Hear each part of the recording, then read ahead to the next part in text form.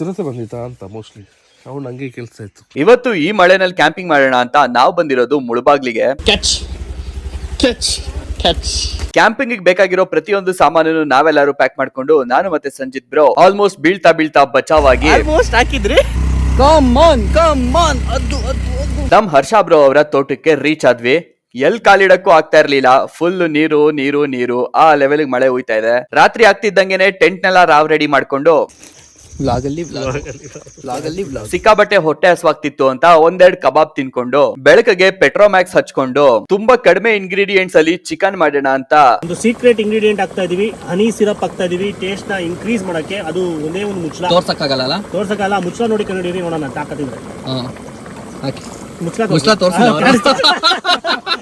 ಊಟ ಮುಗಿಸ್ಕೊಂಡು ಪಾಚ್ಕೊಂಡು ಬೆಳಗ್ಗೆ ನಾವೆದ್ದು ರಾತ್ರಿ ಕತ್ಲಲ್ಲಿ ಏನೇನನ್ನ ಎಲ್ಲೆಲ್ಲಿ ಬಿಟ್ಟಿದ್ವಿ ಅಂತ ಬೆಳಗ್ಗೆ ಎದ್ದು ಈ ಬೆಳಕಲ್ಲಿ ನೋಡ್ಕೊಂಡು ರಾತ್ರಿ ಉಳಿದಿದ್ದ ಚಿಕನ್ ಏನಾಯ್ತು ಅಂತ ಡೌಟ್ ಬಂದು ಚಿರತೆ ಬಂದಿತ್ತಾ ಅಂತ ಮೋಸ್ಟ್ಲಿ ಅವ್ನು ಹಂಗೆ ಕೆಲಸ ಇತ್ತು. ಕ್ಯಾಂಪಿಂಗ್ ನೋಡಕ್ ಇಷ್ಟ ಇರೋರು ನನ್ನ ಫುಲ್ ವ್ಲಾಗ್ ನೋಡ್ಬೋದು. ಯೂಟ್ಯೂಬ್ ಚಾನೆಲ್ ಅಲ್ಲಿ ಅಪ್ಲೋಡ್ ಮಾಡಿದೀನಿ. ನೆನ್ನೆಯಿಂದ ಬರೀ ನೆಂದು ಈ ಚಳಿಗೆ ನಡುಕೊಂಡು ಬೆಳಗಿನ ಕಾರ್ಯಕ್ರಮಗಳನ್ನ ನೇಚರ್ ಅಲ್ಲೇ ಮುಗಿಸ್ಕೊಂಡು ನಮ್ಮ ಆಸ್ತಿನೆಲ್ಲ ಪ್ಯಾಕ್ ಮಾಡ್ಕೊಂಡು ನೈಸರ್ಗಿಕ ಲಗೇಜ್ ನೆಲ್ಲ ಗಾಡಿಗೆ ಹಾಕೊಂಡು ನಾವು ನಮ್ ಬಾಯ್ಸು ಎಲ್ಲಾರು ಬೆಂಗಳೂರು ಕಡೆ ಹೊರಟ್ವಿ. ಇದೇ ತರ ರೀಲ್ಸ್ಗೆ ಮರಿದಂಗ್ ಫಾಲೋ ಮಾಡ್ಕೊಳ್ಳಿ.